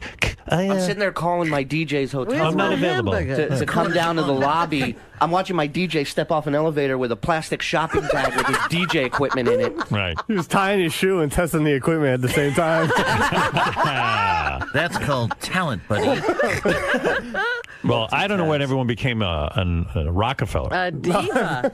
I can tell you one thing: the fans are loving the show. The comics on it are great. The audience turnout has been great. So what are you going to do now? You don't You have can't JD. get your bill is Listen. falling apart. I mean, it's something I Ronnie's have to block say, party. There's you no know? Ronnie, It's no just Scott, gonna be no me JD. and Ronnie. That's it. Oh, it is Ronnie. All right, Yeah, no, well, Ronnie's Ronnie will come back. Ronnie's been in Chicago. from day one. Ronnie loves it. He does, and he's Right. great at it. He's amazing at it. I think all three of them would be fucking great. But then I'm coming home with no money. Right. Poor you. I'm in the middle of moving. My kid's gonna be 2. I feel like my heart's gonna explode any fucking day. I walk when I get off the 2 trains and the bus that I gotta fucking take home. I walk by a cemetery, and first thought is, these lucky motherfuckers. Right. That's my first thought. You I know have that no feeling. idea how lucky you are. You know that feeling. And then my second thought is, why isn't Scott fucking in that cemetery? Fucking waste of a human being. Just fucking relentless, man. Just I am. fucking relentless. I am. When I You don't- sit. Listen, you don't like me at the shows, fine. Book him all the time. Take Ronnie. If you feel so strongly about me being dead, then prove to me that you are alive. Scott, you know what it is, Scott? You have a Really? you have a worker mentality. You're finally in business with somebody where you guys could all be in business together. I know this. So you gotta say to your family, look, I got commitments with Shuli. I'm doing this to make extra money. We're in a business together. No, you're like, I'll pick and choose. I'm not picking and choosing. This fucking Like, guy. I could This is the only one that I could understand. I've done every other one, and I'm committed to the other one. And Scott, I can understand if I said, look, there's a risk maybe on a weekend with a high overrate where we come back with nothing. Then I could tell you, say, no, look, I don't want to come back with nothing. No, I know. But there's a minimum that's still fucking. Anybody in that fucking back office would shove the next person over to get that minimum. Trust me. I got you. I understand. And believe me, Then why is there a question? I give up. Ronnie He's going to pile on. Go ahead. Fucking. What do you want to say, Ronnie? Hold on. I didn't even know what was going on. This has been going on for 40 minutes, I heard. Right. Sorry to wake you. Where the fuck were you? I was talking to Chuck Zito. What are you guys doing a show now? Bruce Willis? Yeah. Scott has he has major issues. Here we go. Like if we make fun of him, right? He goes to me. Why do you have to get on me all the time? I go, that's you. That's what you're all about. That's why you're there. Well, he's like. So he doesn't like the show. He doesn't. I don't know what he likes. I think the only thing he likes is the money. We all bust each other's balls. But now he's. I like doing the shows. All right, listen, guys. I don't think he likes doing the shows. Right. He wants more money to do less. No, that's and not. what does he do during the show, Nothing. Shirley? Okay, so you know what, Scott? Wait, tell me about the picture that was up on Twitter this week. From the show. Did you see that picture? Yeah, he was sleeping during. He was sitting on the stage. It looked like he was fast asleep. I wasn't sleeping. Okay. He's like Biden at a State of the Union address. Right. So Scott comes up. His idea. The show starts with the house lights being dimmed. Let's get this party started. Which Scott has yet to start any fucking party ever in his whole life. Right. That starts, and he starts running through the audience, which I love. I love the fact that he's comfortable enough to fucking run through the audience, and we all laugh at him because it looks ridiculous. And then he gets on stage. The crowd's excited. He introduces either Ronnie or JD, whoever's doing the show with him. When he comes out, though, does he dance with people? No. He'll high-five people. No, he dances through the crowd. And Shuli sits there and he cries. Yeah. He's laughing so hard. It's funny. So your thing is dancing. Oh, there he is. There he is. Oh, I see. Yeah, that is funny. Yeah. Oh, Howard, jumping. I'm like Spider-Man. Yeah. If you played the audio of the Hindenburg disaster, it would fit perfectly with him dancing through the crowd. Oh, it's heartbreaking. It's an experience. And then he starts talking. He's completely out of breath. He's like, "How's everybody doing?" Does anybody have an iron lung? Does anybody know CPR? And then Scott goes, we booked a deal in Toronto, right? So he's got to get a passport. My God! Because in New York you can get an enhanced license. You don't have to get a passport to go to Toronto. Yeah. So it's $40 to get an enhanced license, but it's like $200-something to get a passport. Oh, that cuts into his. So overhead. he's like, I'm not going to Canada. So now it's your problem, Scott. You're in business with these guys. I know. You agreed to do this. Yes. They agreed to do it with you to help you make money and all that. Yes. And then as soon as there's a $200 expense, I'm not going. Meanwhile, it wouldn't have been $200. You don't see the problem in that? But also, they want to do this deal in Montego Bay. You're going to have a passport. Well, and not only that, I'm going to get a passport. It'll be $200, Robin. The Toronto gig, we told him about passports how many months ago? That was back in September. Yeah, and then he springs it on you. He's not going. And then I didn't say it wasn't he's represented to these No, people. you said you weren't going. You said you weren't getting a passport. Well, you weren't spending $200 and something. So move to New York. You'll be able to get an enhanced license for $40. I'll get the passport. Yeah, I mean, Scott. Oh, now I get a passport. You're a problem. Surely he never says anything, Howard. And JD's coming to Chicago and Arizona with us. He is? Yeah, he's going to take his place. He's not going. Are you going? You're going. This is what I get. You're going. Thank you, Ronnie. You're going. See, that's why I love Ronnie. He knows what's up. He's going. There's no debate here. It's like when Ronnie gets to go topless. He just tells JD. No, JD's he's doing me, we had a talk. We did. See? He'll do it. No, we did. You're having a talk now. We had to talk. He's been talking to Chuck Zito. Have Chuck come in and talk. How's that? Now you're going. Now you're going. Thanks. I think this is the talk. Yeah. No, I talked to him yesterday, and he said, "I'm not going." I said, "You're going. You're going. Don't worry about it. You'll do it." He wasn't going to do Hartford for me and Stanford, but he did it. Yeah. Well, So meanwhile, he he's made gonna himself go. a nice bunch of money, Yeah, right? he's going to have a Yes, and I did. I thought it was going to be like, one-time thing. And now, now you can blame it on Scott. All right. I mean, Well, I had to go with Howard because that's my job, okay? And without Howard, there's no block party. Martin, you're on the air. Right? Let me find out what Martin. Martin says he's been to the block party. Okay. Yes, Martin. Oh, boy. Yeah, Scott, you cannot possibly be so deluded to believe that you are the top bill above Shuli. I didn't. I'm telling you right now that the reason why this block party exists is because of Ronnie and Shuli. You do nothing. You're lumped. You're the train wreck that people come to witness. Did Scott do anything at the block party you were at? And where do you work? He does. I'm the manager of a web development team. Oh, Which show did you go to, sir? I went to the Seattle show, and it was Oh yeah, you had a good time at that one. That was a blast. It was awesome. Ronnie is great. Shuli's great. Scott is a lump. He does nothing. But and that being said, Howard, like you said it one day that you're fascinated by him doing nothing. Again, I'll say, and I'm fascinated at that. As angry as it makes me that I have to pay this fucking guy at the end of the night, it's fascinating to me. Hey, if you're so angry and you want me dead and you get you mad to pay me, then I don't have to kick you off the show. I don't have to do the show. You quit every other weekend. I don't have to do the show. You quit the show all the time. I don't quit the show. He vehemently says. And then when he's off the show, he'll be like, "Nobody gives me any money." He keeps saying that I do nothing, all right. and he's annoyed that he has to pay me. Right, so I won't do him anymore. All right, I got to get Oh, to you're so There full he of goes, shit. You know quitting you're not quitting. Now he's going to go and lock the door in his studio and stew. And And, what are you always getting on me for? That's what I'll hear later. and then you come in there and you go, Scott, what are you pissed off? Oh, I was just kidding around. Scott, it's just a pain in the ass to have to deal with a guy like you. Like, All right. just be grateful you're there. I am And grateful. show up for the fucking dates. And you're part of a team. You agreed to this. Just do it. Stop fucking around with Be these a guys. professional. Oh, I wish I didn't have to buy a passport. Well, fucking join the real world. We all wish we don't have to pay money for anything. Right. But guess Come on, what? Scott, be a team player, huh? Yeah, exactly. We got some big stuff coming up. Yeah. When you fucking hamburger, put it aside and shake people's hands. I did. I didn't eat it. Okay. Oh, my hamburger. One day there's going to everybody's I miss picture. you, hamburger. Everybody's meet and greet picture with Scott's got to have like chicken finger sauce on their shoulder from him taking pictures with. a hamburger. He always orders something messy too. I was at the bowling alley. I had a meeting coming up, and I said to the young man, "My burger hasn't been here for 40 I minutes." have no idea what you're dealing with here. He was all worried about Friday night was the Hartford show, and he was also doing the bowling. Right. And he was afraid if he made the finals, Right. he was trying to figure out how he was going to Make the final. Yeah. how he was going to that gonna bowl and go to Hartford at the same time. I told you from the beginning there was no way I was going to be able to make the finals. The Please. finals. I had He's to- worried I had about it. What if I buy? bowled like shit anyway. I can't even beat a 13-year-old. How am I going to make the finals? What if Angelina Jolie wants to give me a blowjob? What am I going to do? Yeah, why worry about it? I wasn't worried about it. He's worried about the finals. It's busting your chops. Yeah. Hey, Howard, can I ask You're always busting my chops. When I do it Yeah, to you, it's Martin. like, why you always get on me? Howard, can I ask Shuli a quick question? Yeah. Hey, Shuli, if you were given a couple hours on Thursday morning to do the Miserable Men show again, would you do it?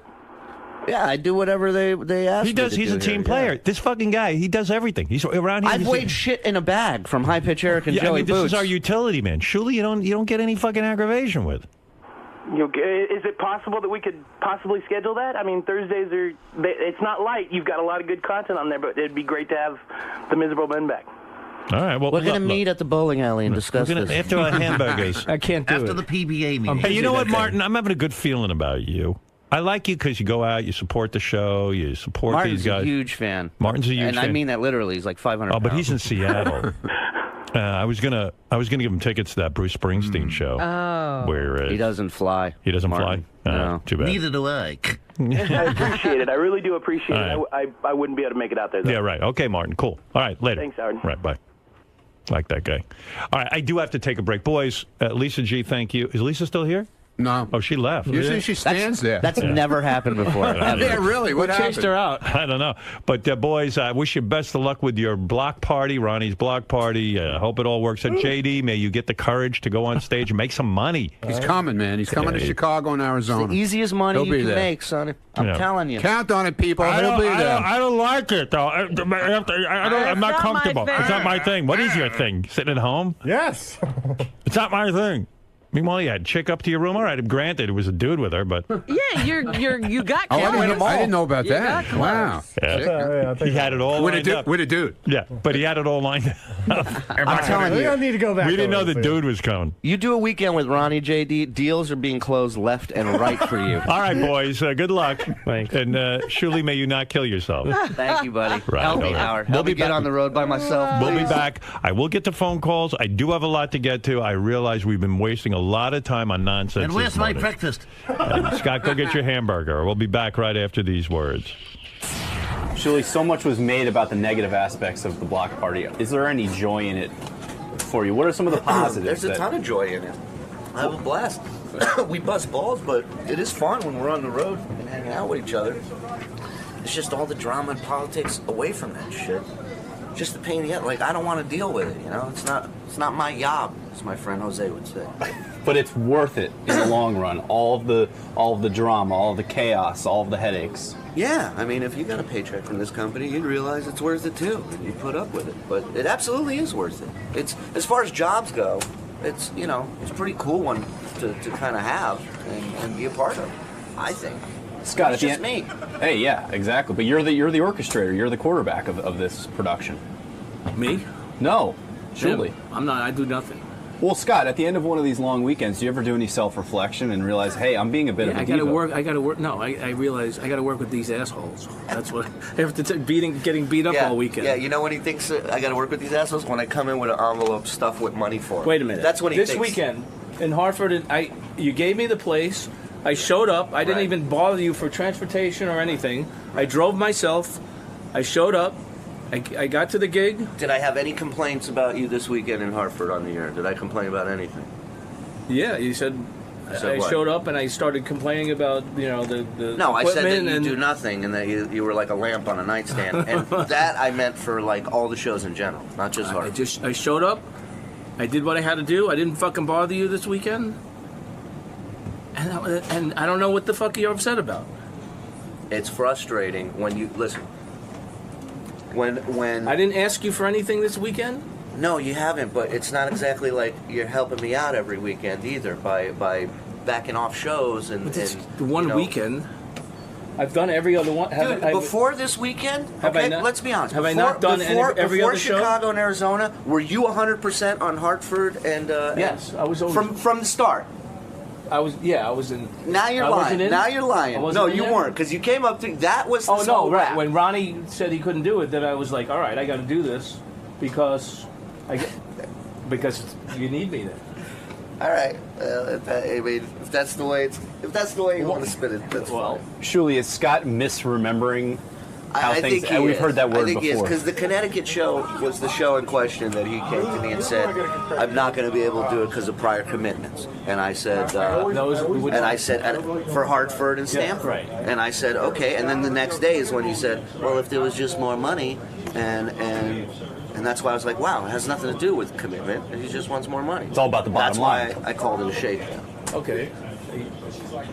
I'm still shaking. Scott, I think the big picture that you're missing, and Shuli, you alluded to this, and actually Howard brought it up as well, is that you have to establish this block party. You have to make it a commodity.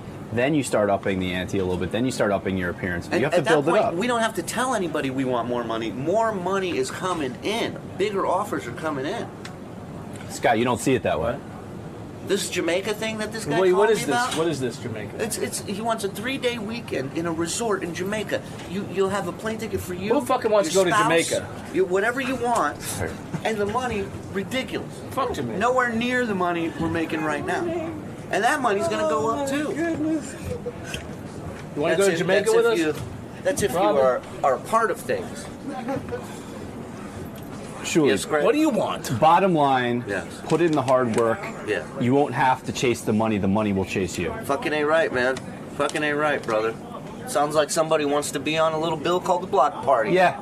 Featuring Greg Carmel. Yeah, now we're talking. That's right. Come out, show your abs, talk about how bad you want to bang Robin, but you're never going to. Do some B-roll. Couple What's crunches. that? That's like a minute? Couple crunches Bring up on the first stage, comment. perhaps.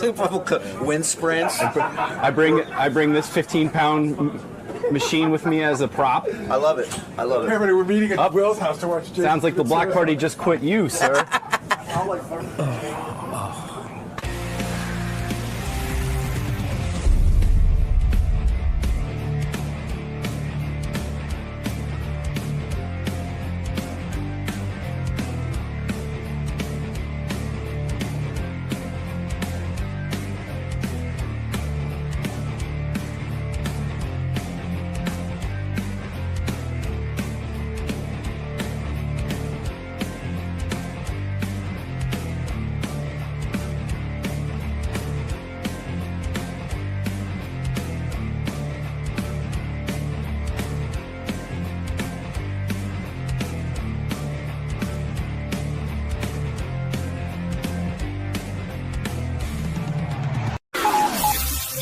This is the best of the wrap-up show. A recap and behind-the-scenes look with John High and Gary Dell'Abate. The best of the wrap-up show begins now. On Monday's wrap-up show, we had an incident in the bathroom here. Somebody shit all over the floor. And we talked about who we thought shit. We got the log, haha. And we also had a DNA test. You know, we took some evidence for a DNA test. But the guy who did the DNA test, Lieberman, didn't know what the fuck he was doing because he compromised the evidence by taking the DNA swab and then putting it in, didn't even put it in the container. He fucking walked around showing it to everybody before he closed the container. So that evidence you could have thrown in the fucking toilet with the shit. Check it out. The big story is the late story, and that's this breaking shit scandal, which, I mean, I was in there and I saw the bathroom, and it's just nasty. I mean, it's a war plain zone. Nasty. You do not want to be anywhere near this. But if JD, if you're telling me what I think you're telling me, this changes everything. Because I was about to. No, hold on. Well, Ronnie was in there. I heard Ronnie in the hall. So at 7 a.m. he was in there. It was clean. All right. I did use the bathroom in the number 2 capacity early, actually, Sunday night, because I got here early. And I know it wasn't me because you have no idea how paranoid I am about that sort of situation. And I only do it whenever no one else is here. And I always clean up. I even clean up. You know how many times I've cleaned up people's piss drops from the floor? Just because so it doesn't get back to me for some reason? A lot. So, but yeah, and then I said, yeah, because I took a shit there last night. And so then, you know. And then Brian's like, oh, you just opened up a whole can of worms. All right, so you went to the bathroom in there last night, Sunday night. Yes. But you're also saying that Ronnie claims that the bathroom was clean as of 7 a.m. 7 a.m., yes. So you took a crap, but you think that that crap isn't yours based on the fact that, like, if it was, like, if you do you always check behind you to make sure everything? I am 99.9% sure it's not me. And well, I how can you not be 100% sure? Because that's like the 0.01% of guilt that stands in my mind constantly. 100%. I respect your honesty in coming forward like this. I think you're in the clear. I think that knowing the bathroom was clean at 7 o'clock absolves you from. Wait. Why is he? Why? That's what Ronnie said. No, we don't. We only know the first time somebody saw it. Somebody could have gone in there and not noticed that it was dirty. So that's what we're working off. But if I could just jump in for a second, we got a DNA guy. I've got some swabs that are in a sealed package. Hopefully what we'll do is, I think there's 6 people we're going to take, starting at 4:20 this morning. I think JD was the first one in there. Ronnie, it's JD, Ronnie, it's Greg, it's Doug, it's Tim, and Benji. Those are the 6 people. We'll come up, we'll do a cheek swab. I'll put them in separate envelopes. We'll send it all out. And as long as it takes a lab to do it, that's when we'll get results. Gary, if it was you, since you're not one of the ones on the list, would you come clean at this point? Okay, here's what I think is going to happen. This is how I think it's going to go down. This is my guess. Think that we're going to take the cheek swabs. Let's send them out. Now it's going to get real. Somebody is going to try to get Howard's ear. And by the way, new rules around here. Everybody's got to come through me. But somebody's going to try to get Howard's ear. Maybe somebody high up in management, who knows, says, listen, you know what? It possibly could have been me. This would be very embarrassing to me and the company, and I'd rather not deal with this on the air. So you think the test high up in management kind of narrows the field there, Gar? Well, JD is the manager of his particular area. That's true. You think it could be squashed, the test results? I think that if somebody were to explain to Howard how embarrassing it would be for them as a member of this company, Howard might feel Howard wouldn't want to not do it on the air, but I think he might feel so bad for that particular person. Now, I think what we've heard so far, all circumstantial, by the way, but the finger is pointing to two people. Benji, you're one of them, and Tim Sabian is the other. I would be happy for anyone to check my. I don't understand. Now. Okay, if you knew something was 100%, because that kind of stuff is not from you. No way you can totally clean from. Let me ask you a question, Benji. Okay. If you are 100% innocent and you know you didn't do it, yes, why wouldn't you swear on the life of anybody? I've said that a million times. I think it's wrong. I don't know. My mom instilled me it's wrong to swear on someone's life. Why? She felt it wrong, and I get it. So I feel sort of exploiting because I feel it's sort of exploiting. And I've done it before, but every time I say I'm not going to do it anymore. So finally, I took a stand this time. I tell you, I've always been shocked. Stuttering John used to get people, and he would always. If he wasn't sure if they were lying or not, he would always make them swear on the life of their mother. I cannot believe how many people buy into that bullshit. Yeah. They would hang up there and go, okay, you caught me. I would be like, it's fucking meaningless. Well, all right. It's like buying into voodoo. John, will you swear on people's life? Will you swear on your kid's life? If I knew that I was 100% innocent of something I was being accused of? Yeah. Yes. Yeah. Really, you don't. All right. To me, there's something. I don't know. There's something that seems wrong about it. If there's no way that you're guilty and you know that 100%, no, it's not that. How does swearing on their life affect them? Well, I'll tell you what. Even if you are guilty, swearing on your life doesn't affect them. It's not like oh, you got them. That's the point I'm making. No. But I think there's something inherent. I don't know. Maybe it's one of those weird things. Like maybe there's no ethics to it, but it just seems a little bit wrong to me. By the way, did you see, Benji's... Swear on my own life is fine. Benji wants us to check his rectum. Did you see the idea that Benji pitched this weekend, or did you just pitch it to me? No, I pitched that. He wanted to do a clean ass spot check where, without telling anybody, we would just have a porn star pull our pants down, smell our asses to see if we had clean ass. No, I thought it was put a Kleenex in our ass. To see if we got any brown stuff. That might have helped for today, actually. But so you've got Greg Carmel, who said he went in there and it smelled so bad he had to get out. And didn't see anything. You have Goodstein, who reported it, but that doesn't make him innocent. And then you've got JD, Ronnie, Benji, and Tim.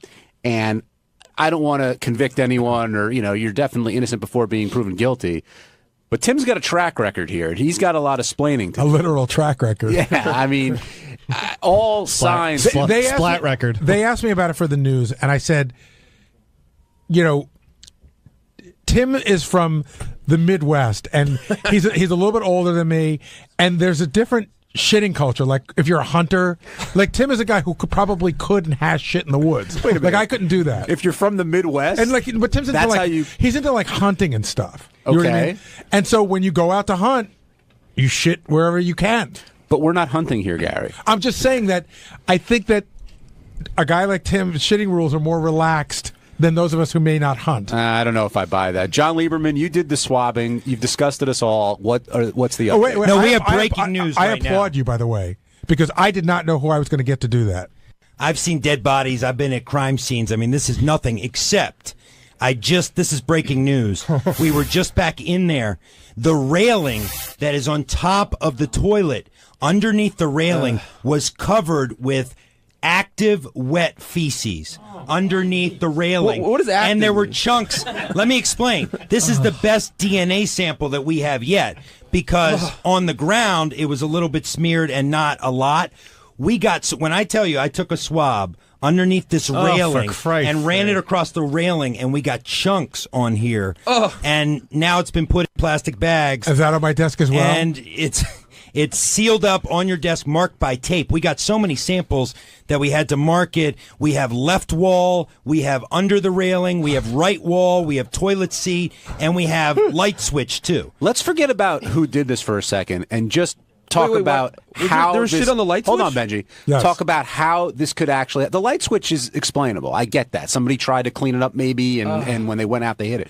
But you're not talking about a small area here. You're talking about full coverage in a bathroom. That wall splatter is one of the craziest things I've ever seen. How could that happen? That's the kind of our formerly clean, pristine bathroom looks like the inside of a porta potty without a light.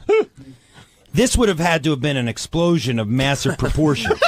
And somebody must have taken their hand, maybe they were trying to wipe or something, and then the railing is almost unexplainable. The railing is, a couple feet above the toilet Maybe they bowl. were holding on so hard when they I shit. thought somebody may have missed the bowl and it went off to the side, and then they kind of catch themselves, and that's how it gets in other Wait, places. you think they exploded off the bowl and they had to grab? Or maybe it? they were sitting on the side of the bowl and wasn't, or tried to get down to the bowl and it came out before they got down. When we go back to the timestamps, we got to look because this would have taken a few minutes at least for the explosion, and then you would think that they would try to cover it up somehow. Based on what I saw, I don't think any cover up was done. I mean, what did they clean? I would think they probably cleaned the bowl. Look, I don't think the suspect knew that they got it on the wall. They probably cleaned the bowl real fast. They knew people were trying to get into the bathroom, and so they quickly vacated the crime scene. Garrett, do you have any kind of timeline of? Because sometimes I think you can speculate how long someone till the door opened again. I don't have that. I know what you're saying. I have when people go in and when the next person comes in, but I don't have when the door. I don't think it doesn't tell you when the door opens because you don't. Need it doesn't. You don't need a key card to leave. Right. Okay. So it wouldn't tell you that. How pissed is Howard about this? Well, it's disgusting. I mean, I think that there's a large part of him that's pissed, and there's a large part of him that thinks that this is a fucking amazing bit for the radio to find out who shit the wall in our midst. What are your suspicions early on? There's a stranger among us. What's that? I said, what are your early on? What are your suspicions? Well, again, Tim's had some troubles there, so you want to go to him, but it may be unfair. He seemed pretty adamant about it, and Greg Carmel. I do have to say, he was in there 3 times today. Now, he said that one of those times was like a false alarm. Like he went to go in, open the door, and then he got called out with his camera. Have any of the suspects, because we've had this happen before, have any of them previously denied it, then been found to have done it or anything like that? Or verified that they did it? I don't think we've ever caught anybody. Well, we found a pebble. Right. And we never found out Didn't someone admit it once? I don't think so. There was an issue with Jared, but I don't think that had anything to do with the bathroom. And it would be circumstantial. It'd be hard to admit, too, into evidence because of the circumstantial. We've had some odors that have been pretty... we think we know who did it, but no one ever fessed up to it. And Tim, since he flatly denied it. He, right to Howard's face, said, I did not shit this morning. Now, JD said, when you and I were walking in, that he did defecate this morning. No, not this morning. Oh, when? Late, not even late, like 7 o'clock last night. But was it completely? Was it? I mean, the difference between diarrhea and solid. Was it solid? I don't know. Could it have produced that kind of stuff? I don't think so. I flushed whenever it was starting to come out. What he's saying is, without being gross to everyone out there, did you have a solid bowel movement or did you have some issues? It was fairly solid. So you didn't have the kind of issues that could have splattered on the wall? I don't believe so. I didn't stare at it but yeah. And JD would appear to be ruled out because we did confirm the cleaning crew was last here Friday night. They're not here over the weekend. But so that would leave open maybe suspects who go in early Monday morning. But nobody between the time that JD went and after that, there were like 15 people in the bathroom, noticed any problem. Well, JD, is it possible that you could have gone to the bathroom and not noticed what was there? Like I said, there's that small percentage in my head of guilt that thinks there is, but I'm almost 100% sure it's not me. But you're worried that wasn't the question. No, I don't think I know.